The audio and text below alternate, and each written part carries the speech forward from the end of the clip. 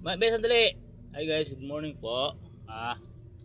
Kain tayo ngayon. Ito po pagkain ko. Repolyo, tsaka ano yung gugutom na ako, nagluluto pa asawa ko eh. Kasi na magaling ng palengke. Sabi ko, kain muna ako ng gulay habang nagluluto ka. Ito po, pipino, tapos yung natira namin ginulay kapon na repolyo. Buti may repolyo pa sa rep. Sabi ko yung muna kakainin ko sana tinapay kaso carbs din yun. Kaya sabi ko ito lang yung repolyo. Tapos kalahating hotdog na busing. Kasi alam niyo naman mga guys, meron kaming mga prohibited foods eh. Hindi pwede sa amin ng ibang brand kundi pwede lang busing. Ayan. Para may lasa-lasa gulay. Yan po. O sige po mga guys, teka muna. Dapat ako sumubo.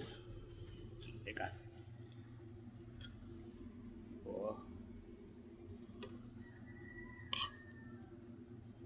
Polio. Pipino.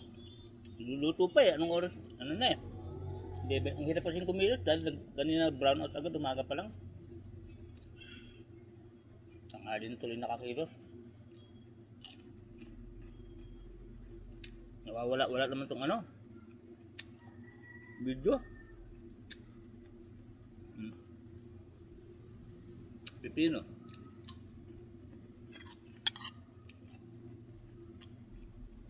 Polio.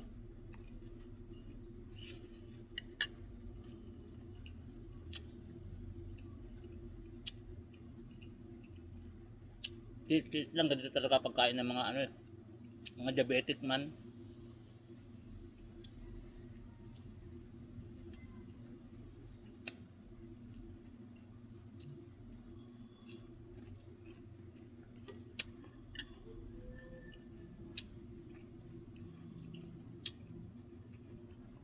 Pero alam ko pwede naman yung kahit karating hotdog lang. Pwede na yun. Hindi man masyadong yung nito. Hindi naman to carbs eh. Protein naman to eh. Dati lang. Para may lasa gulay.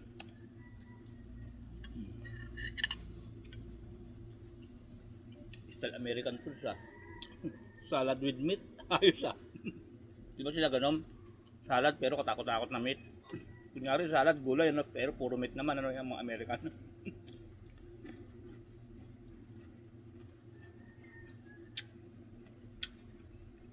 Bagay okay din yung ganun salad na vegetable tapos with meat.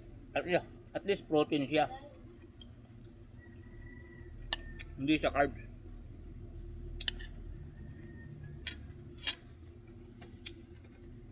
Masarap mag guys ang mga American food eh. Complete complete diet. May din sa salad sa gulay tapos kahit kumain sila ng karne at least meron silang pambalanseng gulay eh. Yun ang exact food eh. Kung gusto mo magkarne, maggulay ka rin eh.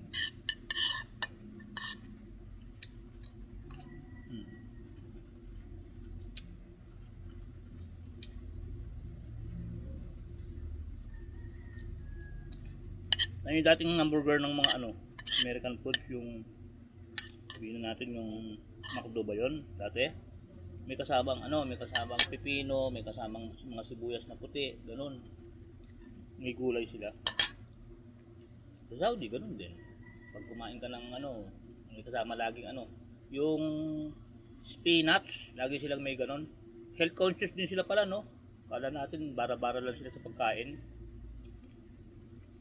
Yan talagang tumataba sila dahil sa sa mga yung mga fast food kaya ang lakas magpataba nun eh.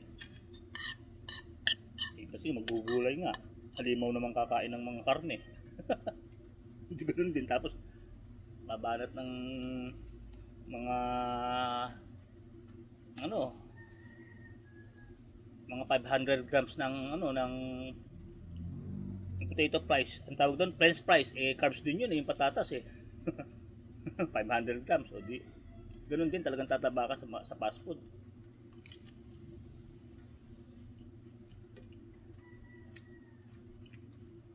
Para ng iba okay lang yung french fries, kumain ka ng kumain. Paalala lang po sa inyo, ang french fries Carbs na carbs po yun. Ang lakas yung makataba nun. Baka akala nyo safe kayo sa french fries ha, dahil patatas ha. Carbs din yun.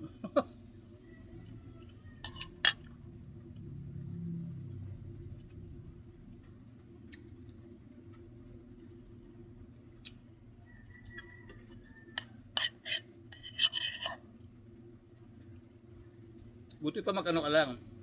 Mag sweet potato. Yung kamote. Kaysa sa potato.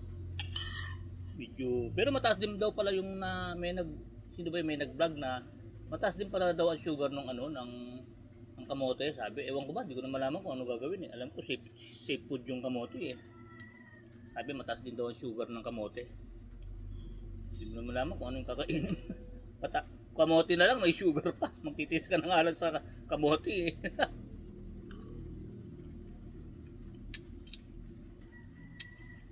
Ayun, at least bago mag-alas. Ano ha? Bumibili? Anong kulay?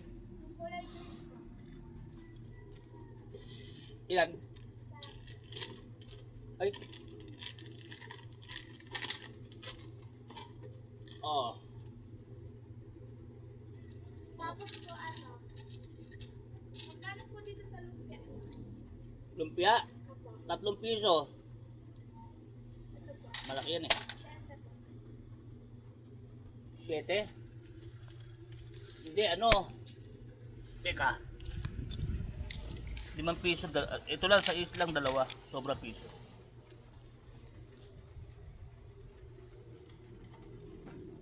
Magkano po pag 5 piso? Teka, tatanungin natin. Baby, pwede bang 2 lumpia? Hindi. Ay, hindi daw pwede. Pag 5 piso, hindi pwede. Kailangan ito talaga. Kaya, ako sa dalawa.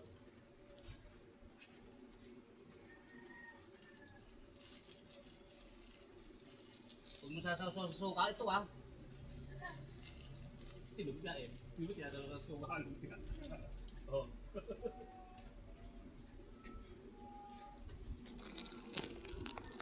Ayan mga guys. Nandito na lang po ah. Ano? Okay na yun. Video na laman na natin. Patanggal gutom lang. Kasi maaga pa eh. Mga 11:30 na eh. Paluto pa lang yung tanghalian namin dahil nga ang aga ng brownout kaya ang hirap kumilos kanina. Kaya sumubo muna ako ng pansapin sa tiyan para medyo tanggal ng konti yung gutom. Kasi ito mga guys, ganito lang po. Gaya po ng dati. Keep safe, keep healthy, always trust God. Ayun, may natira pang konti. Tuloy ko na lang mamaya. Milyong salamat po sa Diyos. Bye bye po mga guys. Maraming salamat po for watching. Ayan o. Medyo umuulan-ulan sa labas o. Kaya sa brownout pa kanina. Ayan. Bye bye po.